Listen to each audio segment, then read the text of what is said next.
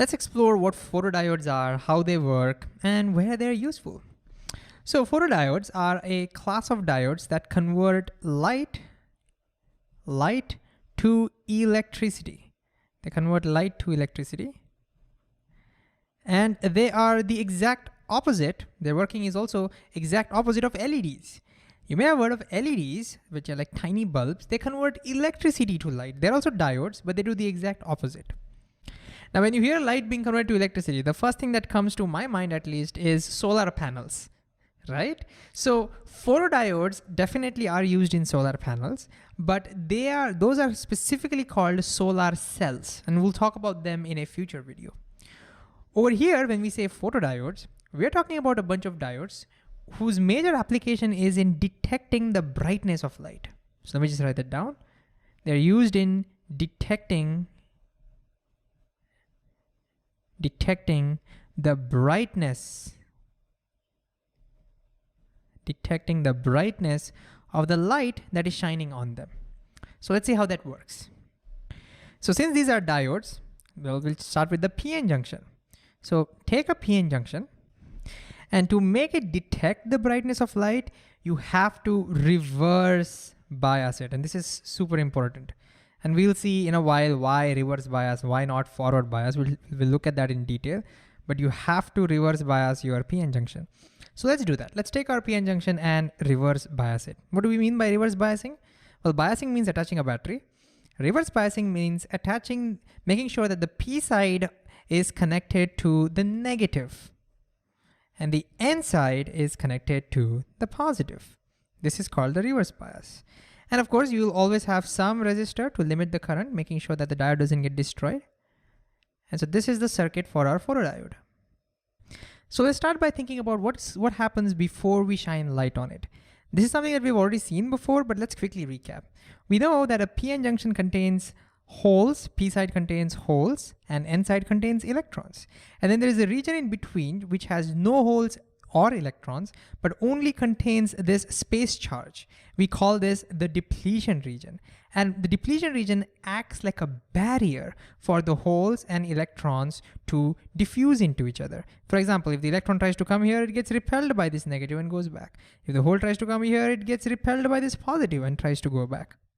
And when you reverse bias it, because the holes are attracted away and the electrons are also attracted away from, towards the positive charge, away from the depletion region becomes wider, the barrier becomes larger.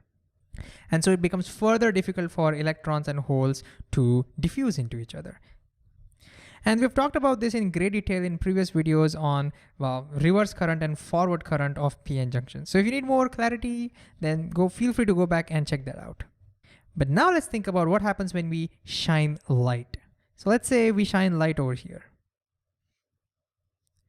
What's gonna happen? Well, for this, we need to go back to our band theory of solids. You might recall that semiconductors have at the topmost level two bands, the conduction band and the valency band.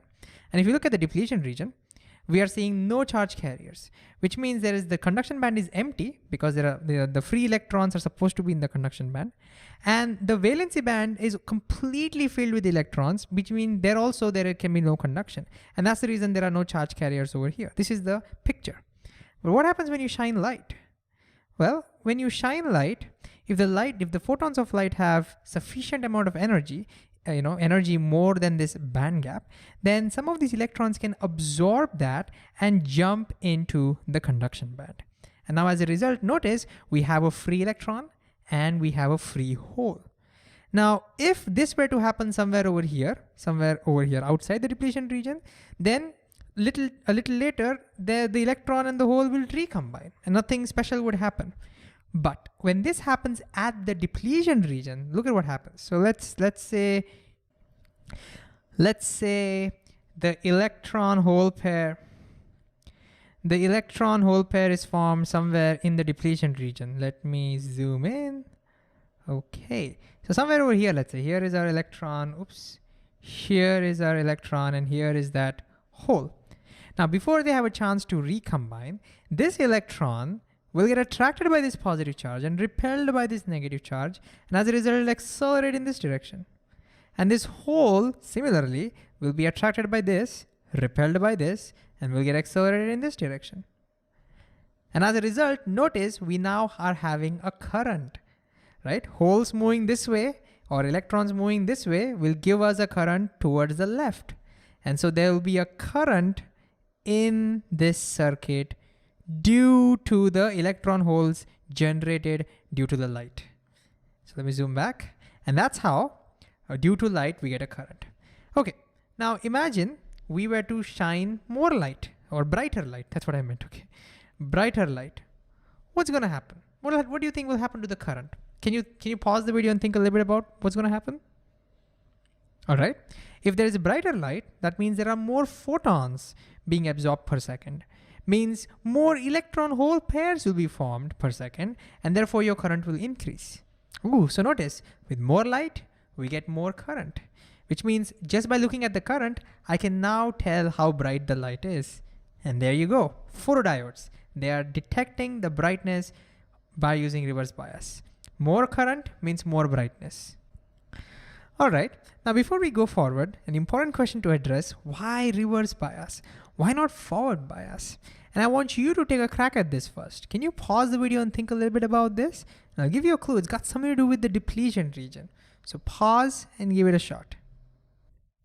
All right, hopefully you've tried. Remember, if you want that photon to generate electron hole pair which contributes to the current, that has to be formed in the depletion region. Otherwise, they will just recombine and they will not contribute to the current, which means that photon's effect will be useless. So what happens when you forward bias? You may have already studied that when you forward bias, the depletion region becomes narrower. So let me just show you that. If the depletion region narrows, then notice the electron hole pair which are formed have now less chances of being formed in the depletion region. And as a result, most of the photons which are absorbed will be useless. They will not be contributing to the current. And it's for that reason we use a reverse bias, so that we have a nice and large depletion region. And so a lot of photons will contribute to the current. Does that make sense? And of course, another important reason is in the forward bias, because the depletion region has now become smaller, these holes and electrons will also start diffusing and start causing a current. And that will mess with our calculations. Remember, we want the current only due to the light because we are detecting the light. That's our whole idea, right? So to make sure we don't have any other currents, and to make sure that we have a large enough depletion region, that's why we are making sure photodiodes work in the reverse bias. Finally, let's talk about its applications. Where is this useful? Before we do that, it'll be easier to do that if we draw a VI characteristics. So let's go ahead and do that. Let's draw the voltage versus current characteristics. And again, this is something that we've already seen before. It's a reverse bias characteristic. So why don't you pause the video and try drawing this characteristics yourself. All right, let's see. Because the voltage is reverse biased over here, we'll get the negative voltage. And because the current is from N to P, notice it's from N to P, that current will also be negative. And therefore, we're gonna get our graph in this region, the third quadrant. And what would the graph look like? Well, just like the normal reverse bias graph, it's gonna look somewhat like this. So what is the graph saying? Well, the graph is saying that the current generated is pretty much independent of the voltage after a particular point. Why is that? Well, the reason is the current generated depends on the light, right? Depending upon amount of light, you have a certain amount of electron hole pairs being formed, and those electron hole pairs are being captured. So if there are 10 electron hole pairs being captured per second, then your current will be just that.